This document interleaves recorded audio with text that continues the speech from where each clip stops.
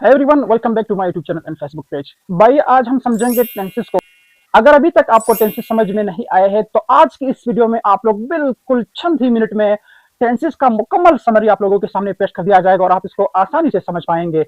भाई टेंस और कुछ भी नहीं है। टेंस वक्त को कहते हैं, जमाने को कहते हैं। अंग्रेजी में इसका मतलब है टाइम और एज। उर्दू में इसका मतलब है वक्त या जमाना। अगर हम इसको ग्रामेटिकली डिफाइन करेंगे और मतलब मानी के लिहाज से इसको हम समझेंगे तो हम ऐसे कह सकते हैं कि द वर्ड टेंस यानी लफ्ज टेंस हैज बीन डिराइव्ड अखज कर दिया गया है from a Latin word tempus, लातिनी जबान के एक लफ्ज टेम्पस से, जिसका मतलब क्या होता है टाइम और एज, जिसका मतलब है वक्त या जमाना। बस लातिनी जबान का टेम्पस आपने याद रखना है जिसका मतलब होता है टाइम और एज। अब इसकी ग्रुपबंदी की तरफ आते हैं। इसकी जो दर्जाबंदी की गई है, इसके जो मतलब आप समझे कि टेंस एक बाप है और तीन टेंसेस उसके बेटे हैं, फिर उन सब के फिर जो है चार चार बेटे हैं।